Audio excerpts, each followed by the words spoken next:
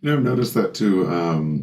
I feel like whenever I am working on something new, I tend to randomly get like a sign here or there. Like I was working with a friend of mine who goes by the artist name of MS7, and I was learning guitar the next day, and the chord that came up was M7, and it just reminded me of him. And I was like, gosh, it's funny how things just are always connected, and they kind of like, it's almost like a sign that hey, that's a good connection. You're doing the right thing, kind of stuff, you know. Absolutely. It's the universe, God, whatever you want to call it, saying you're on the right path. And when I say spirit, I just mean folks on the other side. You might perceive that as heaven or other dimensions. There's a lot of ways to interpret that.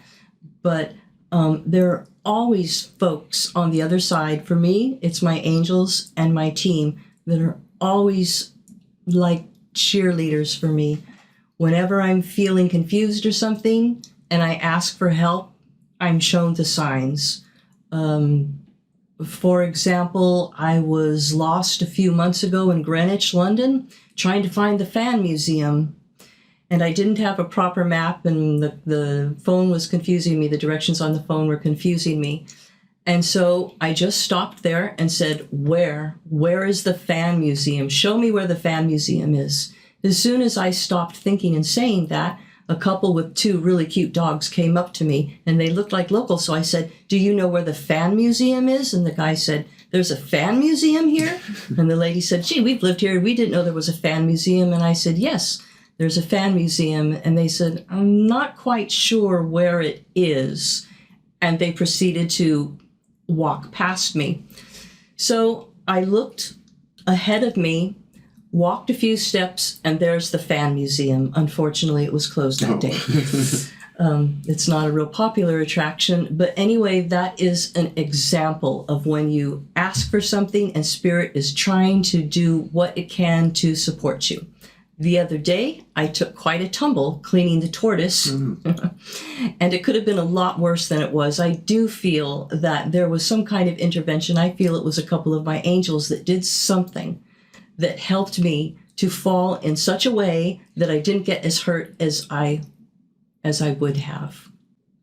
So it's kind of like the guardian angel kind of thing, someone watching over or giving you advice from here and there. I agree. I think that is true.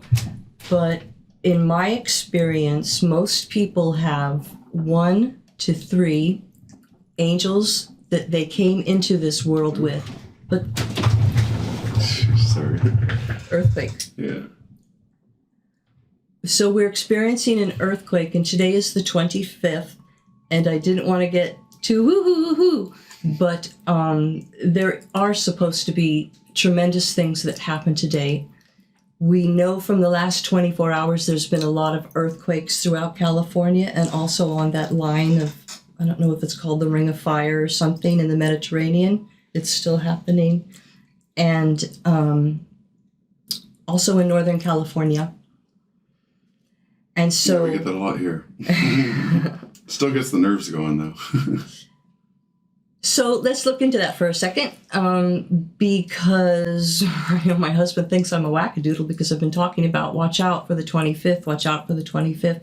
It's no, not this just is that synchronicity we talked about. Yeah. And it's not just a partial eclipse that happened earlier for us today, but it's the culmination of all kinds of energies, cosmic energies, personal energies, the craziness of our systems collapsing, governments, and things like that are all in a place right now where it's coming to a head and things must collapse or break down in order for new positive things to come up. I don't know all the things that are going to collapse or break down, but I do believe, and I've been shown for some time with my guides and everything that I read and learn, that this is a time of great change globally, not just for us personally, but throughout the world.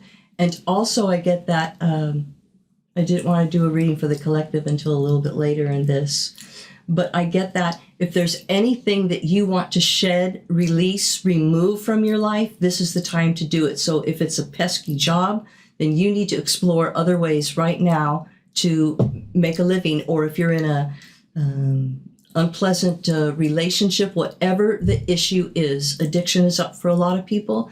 This is the time to shed that, to release it. It's as if the universe wants that to happen. With that said, it's also a time where we are to rebirth or create what we want to have happen. This is a time to manifest whatever it is that we want that helps us to grow and evolve. For those of us that are on a path of evolving, because it's not for everybody. Absolutely. And do you ever get like mixed signals? Like when you get a reading, is it ever kind of like the whole angel and devil kind of archetype where you might get something that like sounds really bad, but maybe isn't necessarily bad? Or that you've later learned wasn't actually bad or a mixed message? Mm-hmm. That's a good question. There's been a couple of times where something dark came through, but I had such a good teacher in Sarah.